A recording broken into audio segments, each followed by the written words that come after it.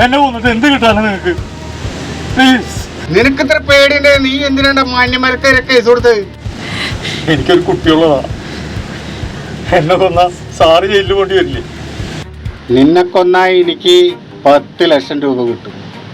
പിന്നെ ഇപ്പൊ ജയിലില് നല്ല ഫുഡുണ്ടാ, 4 തരം ബിരിയാണിനിപ്പ. പിന്നെ പോരുമ്മ 550 ഉറുപ്പ്യ വെച്ച് കിട്ടൂടാ ഒരു ദിവസം. നിനക്കറിയോ? പിന്നെ ഞാനെന്തിനു നിന്നെ കൊല്ലാണ്ടിരിക്കണം?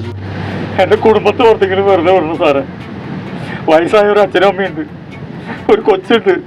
ആകപ്പാടെ ഞാനെ പഠിക്കു പോകണം സാറേ.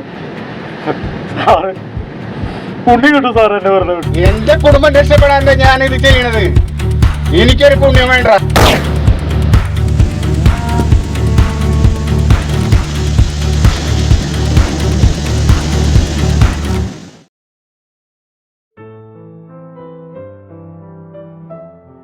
അച്ഛൻ്റെ മോൻ ചോറുണ്ടേ. അച്ഛൻ്റെ മോൻ അംഗനവാടി പോയി ചോറുന്നില്ലേ? അംഗനവാടിയിൽ ഉച്ചക്കൊക്കെ ചോറുന്നില്ലേ? ഇതൊക്കെ ചോറൊന്നും കഴിച്ചേ. ചോറ് വാരിണ്ടടാ. അംഗനവാടിയിലൊക്കെ ചോറുന്നില്ലേ? കഴിക്കട മോനെ. ചോറ് വേണ്ട, ബിരിയാണി മതി. ചോറ് പറഞ്ഞിട്ട് എത്ര നേരായി? കഴിച്ചിട്ടില്ല, എത്ര നേരായിട്ടു? അച്ഛൻ ഇപ്പൊ പൈസ ഇല്ല മോനെ. പെൻഷൻ കിട്ടും. അച്ഛൻ ബിരിയാണി വാങ്ങിത്തരാം. അച്ഛൻ്റെ മോന്. എനിക്ക് ചോറ് വേണ്ട, ബിരിയാണി മതി.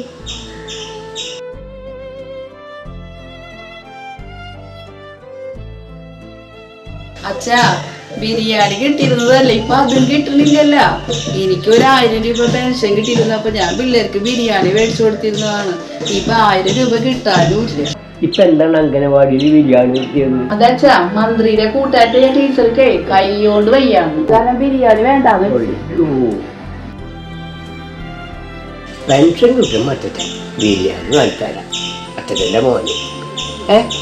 വെല്ലിച്ച എന്താണ് വിഷമിച്ചിരിക്കണത്? അവർക്ക് വലിയ കോർപ്പറേറ്റ് മുതലാളിമാർ മതി, നമ്മളെപ്പോലെ പാവങ്ങളൊന്നും വേണ്ട. എന്റെ മോനെ കൊന്നു. ഇപ്പൊ ജയിലിൽ ബിരിയാണി മക്കളൊക്കെ കൂടും. ഇന്ന് എനിക്ക് കുഞ്ഞുമോന് ഒരു ബിരിയാണി വാങ്ങിക്കൊടുക്കാൻ എൻ്റെ കയ്യിൽ പൈസ ഇല്ല. എല്ലാം മാറും വെല്ലിച്ച. എൻ്റെ കയ്യിൽ ഒരു 500 രൂപയുണ്ട്. വെലിച്ചനെ ക്രാവിന് ബിരിയാണി മേടിച്ചു കൊടുക്കുക.